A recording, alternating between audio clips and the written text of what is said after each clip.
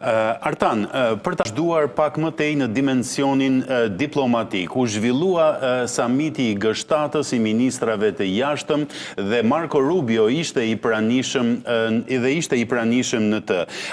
Por ajo që doja të ndaja, si u prit ky samiti i G7-s, sepse në gjuhën diplomatike, Marco Rubio ishte shumë i kthjellët si gjithmonë.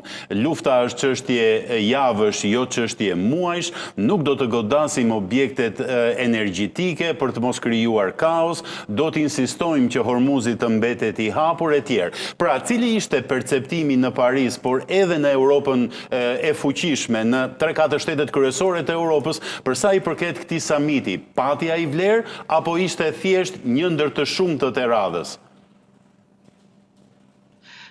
Mund të konsiderohet në dy aspekte. Sigurisht u vlerësua pozicioni,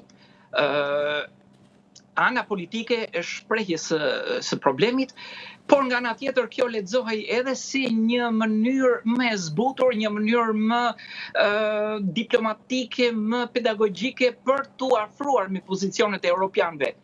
Sikundër e tham edhe pak më lart, vendet europiane nuk ishin shumë dakord që të merrnin pjesë në luftë në gjirinë e Hormuzit, ose për të goditur drejt për së drejti Iranin.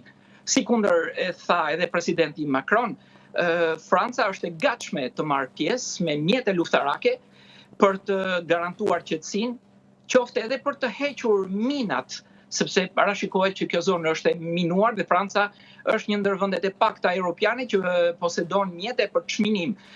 Pra, fjala e Marco Rubios është konsideruar në dy aspekte.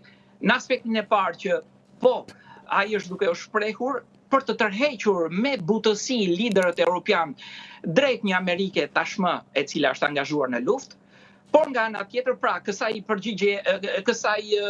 deklaratën të Marco Rubios, liderët europian, po edhe Franca janë përgjigjur në të njëjtën notë, pra, e mbështesin, e përkrahin, por nga ana tjetër ata e kuptojnë fare qartë se nuk është ai që i ka frerët e luftës në dorë. Ai që vendos është Donald Trumpi, është koalicioni me Izraelin dhe fjalët e tij në G7 janë konsideruar si një diplomaci, por që tjetër kush i ka frerët në dorë.